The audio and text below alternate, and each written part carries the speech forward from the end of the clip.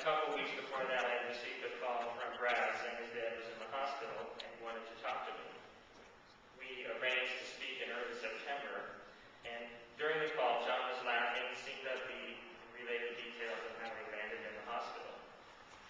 I told him all would be okay, and that I was going to go to Indiana for a couple days and would call him when I returned. Upon my return, there were two messages on the machine, Kathy, which seemed urgent. When I returned Kathy's calls, I learned of John's passing. And while speaking with Kathy, my mind raced as to how this could possibly be true. Ron goes on. After we hung up, my mind flashed back to the time in Paris when John and I first met. What a great time we had in the Army there. There were about 8 of us that hung out together.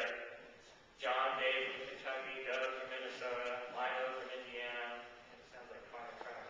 Olive, Ruth, and Jim, Canadians who worked at the embassy, and me. David, Olive, David, and the rest of us tagged along for the ride. And a great ride as well. Many times after work on Friday evenings, we would go to the Canadian embassy to play bingo.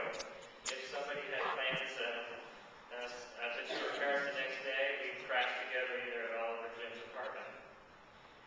I think John was stationed in Paris directly from the States, which he was. I was transferred to Paris from Heidelberg, Germany, to the SHAPE headquarters coming from Anniston, Indiana. And being in Paris required a major adjustment.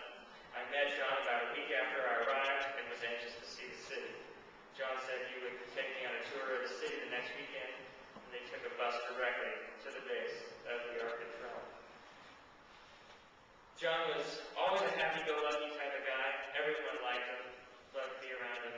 He often spoke of his mom, dad, Dixie, Kathy, and many friends, with Brad, and Krista to follow later. One of the many highlights of our time in the Army was a trip to Monte Carlo to watch the Grand Prix, the 24-hour road race through the entire city. Somehow, John talked Dave into driving his car to Monaco, so John, Dave, Doug, and we took off Friday evening. We drove all night and arrived Saturday morning. We parked the car as close as we could to the racetrack. He slept in the car and shifts for the entire 24 hours. The race was started by Princess Grace Kelly and Prince Rainier, driving by and waving the crowd. Of course, we also toured the casino. It was all quite exciting, but in those days, it did not take much to make us happy.